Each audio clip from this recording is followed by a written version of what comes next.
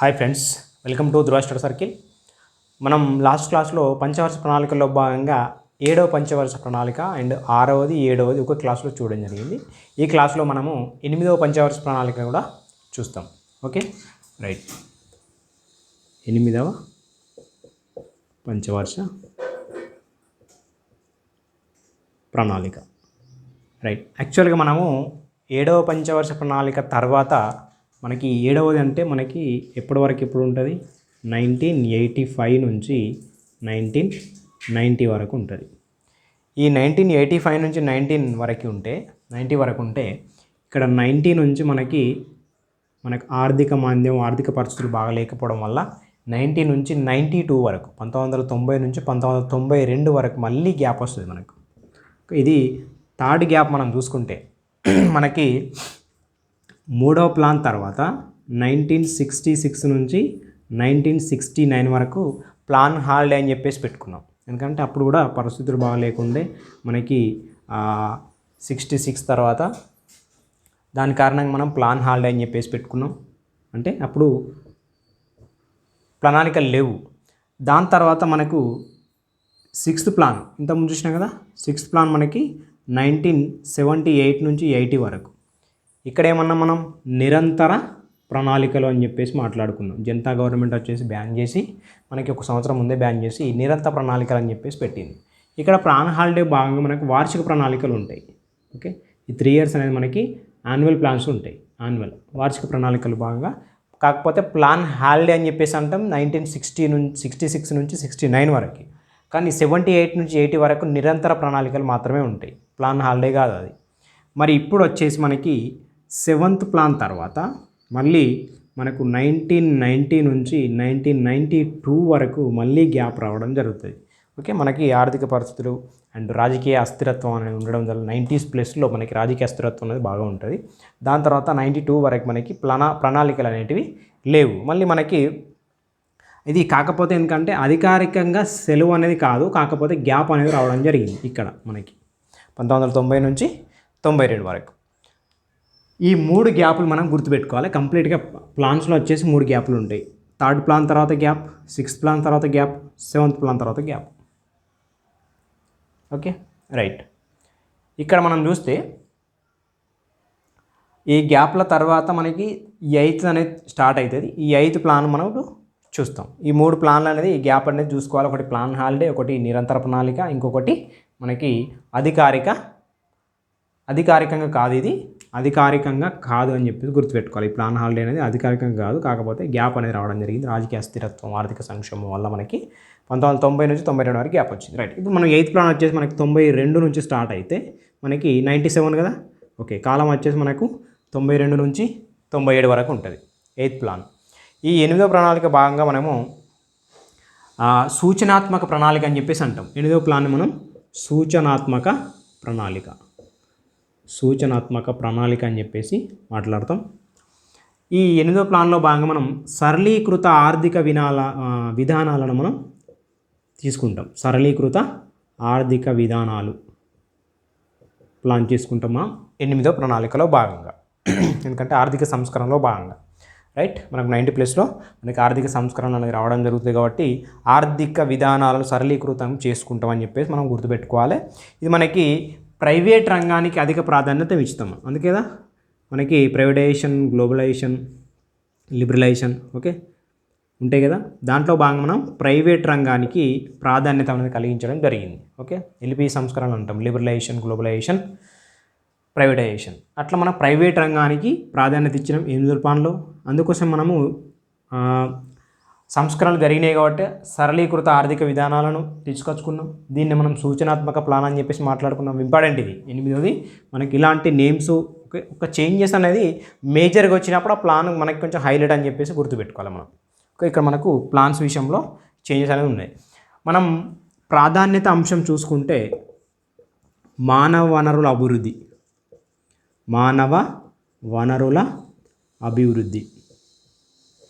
ఈ మానవ వనరుల అభివృద్ధి అండ్ ఉపాధి కల్పన, గ్రామీణ అభివృద్ధి. ఉపాధి కల్పన, గ్రామీణ అభివృద్ధి ప్రాధాన్యత అంశాలు 8వ ప్లాన్లో భాగంగా. మనకి వృద్ధి రేట్ లక్ష్యం వచ్చేసి 5.6 ఉంటుంది. మనం సాధించుకున్నది దాదాపు సక్సెస్ అయింది, ఇది 6.7. ఓకే, ఇవన్నీ మనకి మెయిన్గా అయితే గుర్తుపెట్టుకోవాలి. లక్ష్యం ఏంటి, సాధించుకున్నామా లేదా, ఫెయిల్యూరా పాసా, అంటే సక్సెసా ఫెయిల్యూరా అని చెప్పేసి గుర్తుపెట్టుకోవాలి. అంటే ఎక్కువనే ఉంది కాబట్టి సక్సెస్ అయ్యేది, లక్ష్యం సాధించింది.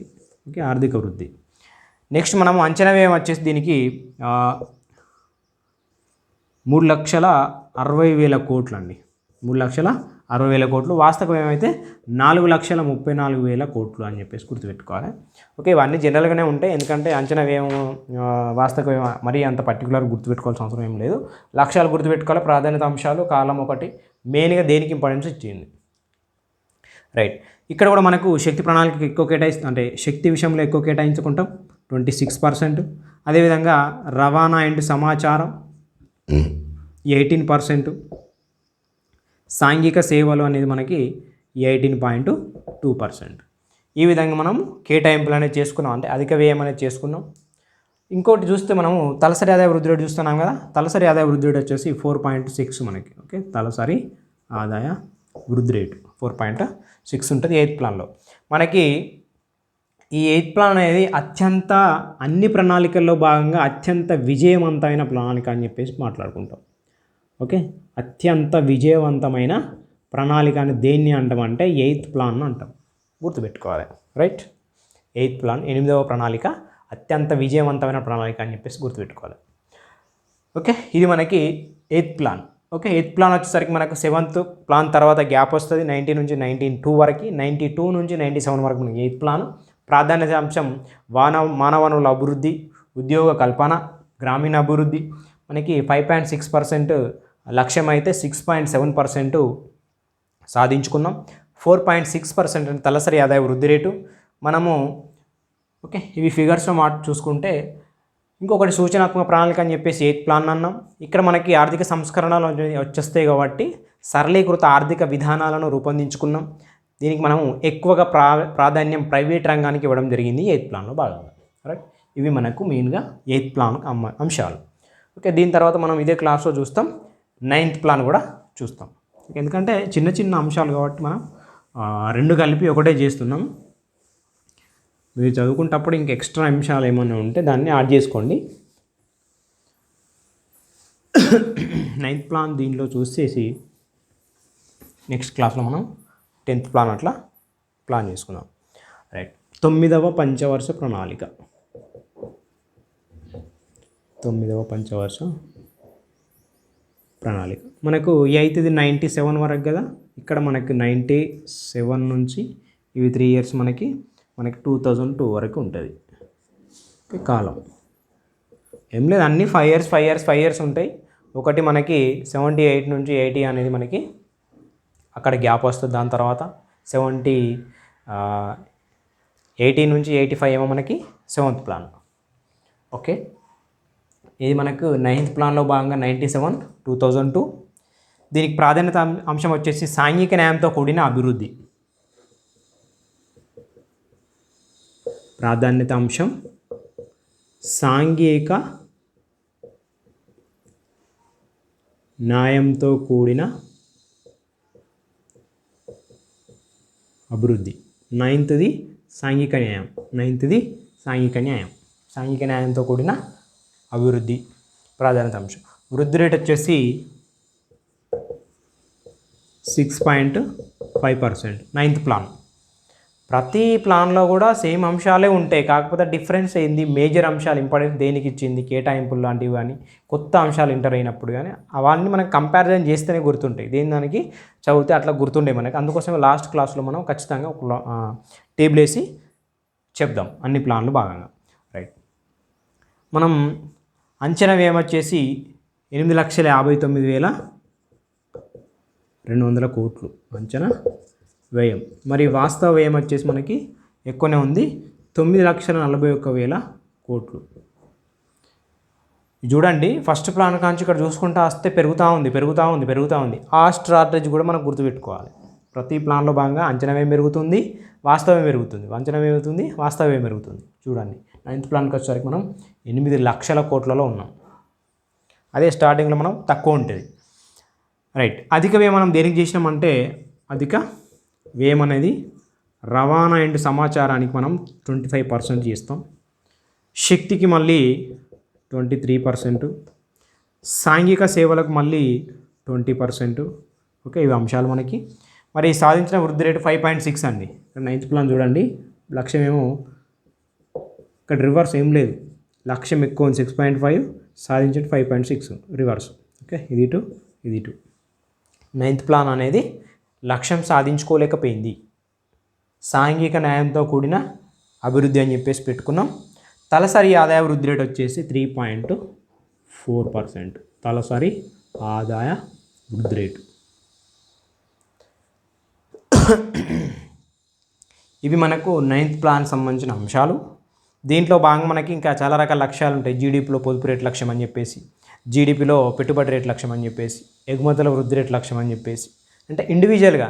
ఎందుకంటే 9th, 10th, 11th, 12th recent అంటే లాస్ట్ కాబట్టి మనం ఇంకొంచెం ఇన్డెప్త్గా చూసుకోవాల్సిన అవసరం ఉంటుంది. ఓకే, అట్లాంటి అంశాలు అయితే జనరలైజ్డ్ అంశాలు. దిగుమతుల వృద్ధి రేటు అని చెప్పేసి, ఓకే, ఇట్లాంటి అంశాలు అనేవి మనకి ఈ 9th ప్లాన్లో భాగంగా ఉన్నాయి. దీన్ని మనము 9th ప్లాన్గా చెప్పుకుంటాం. ఒకటి 97 నుంచి 2000 వరకు ప్రాధాన్యత అంశం అనేది మనకి సాంఘిక న్యాయం కూడిన అభివృద్ధి. వృద్ధి రేటు మనం సాధించుకోలేకపోయినాం, 6.5 పెట్టుకుంటే 5.6 మాత్రమే సాధించుకున్నాం. అంచనా వ్యయం ఇది వాస్తవ వ్యయం. వీటికి మనం అధిక కేటాయింపులు చేసుకున్నాం. ఒకటి ఇలా మెయిన్ ఇంపార్టెంట్ ఏంటంటే ప్రాధాన్యత అంశం అనేది సాంఘిక న్యాయంతో కూడిన అభివృద్ధి అని చెప్పి గుర్తుపెట్టుకోవాలి. 1997 నుంచి 2000 వరకు. ఓకే, దీంట్లోనే మనము 10th ప్లాన్ కూడా చూద్దాం. 10th ప్లాన్ చూస్తే నెక్స్ట్ దాంట్లో 11th, 12th ఒక క్లాస్ చేస్తే అయిపోతుంది. రైట్. 10వ ప్రణాళిక. రైట్. 10వ ప్రణాళిక మనకి 2002 నుంచి 2007 వరకు కాలం. ఇవన్నీ ఆర్డర్లోనే ఉంటాయి. గ్యాప్ వచ్చినప్పుడు 3 గ్యాప్లు గుర్తుపెట్టుకోవాలి. 3 తర్వాత 6 తర్వాత 7 తర్వాత గ్యాప్. ఓకే, 66 నుంచి 69, 78 నుంచి 80, 90 నుంచి 92 ఈ 3 గుర్తుపెట్టుకోవాలి. ఒకటేమో యాన్యువల్ ప్లాన్ హాలిడే అని చెప్పేసి, ఇంకొకటేమో నిరంతర ప్రణాళికలు, ఇంకొకటేమో మామూలుగానే అనధికారికంగా ఉంటుంది, అధికారికంగా ఉండదు అది. రైట్. 90 నుంచి 92 అనేది. ఓకే, ఈ ప్రణాళికలో భాగంగా మనం వ్యవసాయం పేదరికానికి ప్రాధాన్యత అంశం అనేది కలిగించాం. వ్యవసాయం, ఓకే, పేదరికం 10వ ప్లాన్లో భాగంగా వ్యవసాయము పేదరికం. వృద్ధి రేటు లక్ష్యం వచ్చేసి మనకి 8%. 10వ ప్లాన్లో 8% పెట్టుకున్నాం. మరి అంచనా వ్యయము 15 లక్షల కోట్లు. మనకి 15,25,639 కోట్లు అంచనా వ్యయం. మరి వాస్తవ వ్యయం వచ్చేసి మనకి 16,18,460 కోట్లు. 15,000 కోట్లేమో అంచనా వ్యయము, 15 లక్షల కోట్లేమో అంచనా వ్యయం అయితే 16 లక్షల కోట్ల మనకి వాస్తవం ఏముంటుంది. మనకి కేటాయింపులు వచ్చేసి శక్తికి మనము 26%. అదేవిధంగా సాంఘిక సేవలు మనకి 22%. చూడండి, శక్తికే మేజర్గా దాదాపు ఎక్కువ ప్లాన్లలో మనం శక్తికి ఎక్కువ ఇస్తున్నాం. శక్తి ప్రణాళిక అని చెప్పేసి మనం 7వ ప్రణాళికను మాట్లాడుకున్నాం. ఓకే, అత్యంత విజయవంత ప్రణాళిక మనకు 8వ ప్రణాళిక. ఓకే, ఇవన్నీ లాస్ట్లో మాట్లాడుకుంటాం. ఏ ప్రణాళికకు ఎలాంటి ఇంపార్టెన్స్ ఉంది వీటన్ని గురించి మనం లాస్ట్లో మాట్లాడతాం. అంటే టేబుల్లో వేసినవి అన్నీ మనం చెప్పినప్పుడు మాట్లాడతాం. నెక్స్ట్ చూస్తే మనకి రవాణా సమాచారం. ఈ రవాణా సమాచారం మనకి 21%. అదేవిధంగా వ్యవసాయం నీటిపారుదల ఉంటే 18%. అదేవిధంగా పరిశ్రమలు అండ్ ఖనిజాలు అంటే 3.9%. ఓకే, ఇలాంటి అంశాలు మనం కేటాయింపులు అధిక వ్యయం అనేది చేసుకున్నాం. శక్తికి కూడా ఇక్కడ అధికంగా ఉంది. మరి వాస్తవ వ్యయాలు అనేది చాలా ఉన్నాయి. అట్లా మనం సాంఘిక సేవలు, శక్తి, రవాణా ప్రణాళిక, రవాణా సమాచారం, వ్యవసాయం సేమ్ ఇలాంటివి మనం వాస్తవ వ్యయాలు ఎట్లా ఉన్నాయి అంటే అధిక కేటాయింపులు చేసుకున్నాం. మరి వాస్తవంగా ఎట్లా ఉన్నాయి అనేది కూడా ఈ ప్రణాళికలు చూడాల్సి ఉంటుంది. అదేవిధంగా మనము సాధించిన వృద్ధి రేటు 7.6 అండి. ఇక్కడ మనం 8 పెట్టుకున్నాం కదా, 7.6 సాధించుకోలేకపోయినాం. ఓకే, ఇది మనకి వృద్ధి రేటు 7.6 అనేది సాధించింది. ఓకే, తలసరి ఆదాయ వృద్ధి రేటు వచ్చేసి మనకి 5.9. ఎప్పుడు గుర్తుపెట్టుకోండి, దీనికంటే తక్కువనే ఉంటుంది దాదాపు. ఇది తలసరి ఆదాయ వృద్ధి రేటు అనేది 5.9% అనేది మనకి 10th ప్లాన్లో భాగంగా. వృద్ధి రేటు లక్ష్యం వచ్చేసి 10వ దానికి 8%, 7.6% మాత్రమే సాధించుకున్నాం. ఓకే, మెయిన్గా వ్యవసాయం పేదరికం అనేది ప్రాధాన్యత అంశం. ఓకే, కేటాయింపులు ఈ విధంగా ఉన్నాయి మనకు. మెయిన్గా ఇవైతే గుర్తుపెట్టుకోవాలి. ఓకే, దీంట్లో భాగంగా మనం చాలా రకాల అంశాలు ఉంటాయి మళ్ళీ. అంటే వ్యవసాయ రంగ వృద్ధి రేటు లక్ష్యం వచ్చేసి, పారిశ్రామిక రంగ వృద్ధి రేటు లక్ష్యం వచ్చేసి, సేవారంగ వృద్ధి రేటు లక్ష్యం వచ్చేసి, అదేవిధంగా జీడిపిలో పొదుపు రేటు లక్ష్యం వచ్చేసి, మనకి ఎగుమతుల వృద్ధి రేటు, దిగుమతుల వృద్ధి రేటు, ఓకే, ప్రస్తుత ఖాతా వృద్ధి రేటు అంటే ప్రస్తుత ఖాతాలో జీడిపిలో వృద్ధి రేటు, అక్షరాస్యత రేటు, ఇవన్నీ మనకు 10వ ప్రణాళికలో భాగంగా కొన్ని అంశాలు. మనం ఏదైతే బుక్ ఫాలో అవుతున్నామో దాంట్లో ఒక్కసారి ఇట్లా చెక్ చేసుకోండి, ఇలాంటి అంశాలు ఏమైనా ఉన్నాయా లేదా, ఉంటే మరీ హైలైటెడ్ ఏమన్నా ఉన్నాయా ప్లాన్కి సంబంధించి, అలాంటి అంశాలను స్పెసిఫై చేయాలి. ప్రతి పాయింట్ మనం గుర్తుపెట్టుకొని ప్రణాళికల్లో చదవాల్సిన ఏం అవసరం లేదు. ఒక్కసారి అన్నీ చూసుకొని ఓవర్లుక్లో మళ్ళీ కంపారిజన్ చేసుకొని ఇంకేదైనా హైలైట్ అంశాలు ఉంటే వాటిని గుర్తుపెట్టుకోవడానికి ట్రై చేయాలి, అంతే. రైట్, నెక్స్ట్ 10వ ప్రణాళికలో భాగంగా మనము ఇంకా ఇయర్ వైజ్గా కూడా మనము వృద్ధి రేటు అనేది డివైడ్ చేసుకుంటే దాంట్లో భాగంగా ఉంటుంది మనకి. అట్లా చూస్తే మనకు 2002 కదా, 2002 నుంచి మనకు 3 వరకు 3.8%, అంటే ఈ సంవత్సరంలో ఇంత వృద్ధి రేటు. మళ్ళీ 2003 నుంచి 2004 అనేది 8.5% వార్షిక వృద్ధి రేటు. 2004 నుంచి 2005 వరకు మనకి 7.7% వృద్ధి రేటు. 2005 నుంచి 2006 వరకు మనకు 9.2%. ఓకే, 2006 నుంచి 2007 వరకు మనకి 9.1% అని చెప్పేసి గుర్తుపెట్టుకోవాలి. మనకి యావరేజ్గా అయితే మనకు 7.6% ఆల్రెడీ మనం ఇక్కడ చూసినాం. యావరేజ్గా అయితే 7.6%. ఇయర్ వైజ్గా చూసుకుంటే చెప్పలేదు, ఎందుకంటే 10వ ప్లాను, 11వ ప్లాను, 12వ ప్లాన్ అనేది ఇంకొంచెం ఇండెప్త్గా నేర్చుకోవాల్సిన అవసరం ఉంది. మిగతా ప్లాన్లు అయితే మనం కొంచెం బేసిక్స్, ఈ లాస్ట్కున్న ప్లాన్లో ఇంకొంచెం ఇండెప్త్గా అట్లా 3.86%, లాస్ట్కి వచ్చేసరికి 9.1, బిఫోర్ 9.2, ఓకే, దాని బిఫోర్ 7.7, దాని బిఫోర్ 8.5. ఇట్లా ఒక ప్లాన్ని మనం ఎలాంటి అంశాలు చదవాలనేది ఒక్కసారి మనం బ్రీఫ్గా చూసుకొని హైలైటెడ్ అంశాలు మాత్రం ఖచ్చితంగా స్పెసిఫిక్గా గుర్తుపెట్టుకోవాల్సిన అవసరం అయితే ఉంది. ఓకే, ఇది మనకి 10th ప్లాన్ సంబంధించి. 9th plan, 8th plan, 9th plan, 10th plan ఏమో ఈ క్లాస్లో చూసినాం. నెక్స్ట్ క్లాస్లో మనము 11th, 12th చూసిన తర్వాత ఇంకొక క్లాస్ని మనం అన్నీ టేబుల్ వేసేసి కంపారిజన్ మెథడ్లో మనం చూస్తాం. ప్రణాళికలు చూస్తే మనకి పంచవర్ష ప్రణాళికలు కంప్లీట్ అయిపోతుంది. దాని తర్వాత నెక్స్ట్ ఇండియన్ ఎకనామీలో భాగంగా ఇంకొక టాపిక్ను చేద్దాం. Okay, thank you.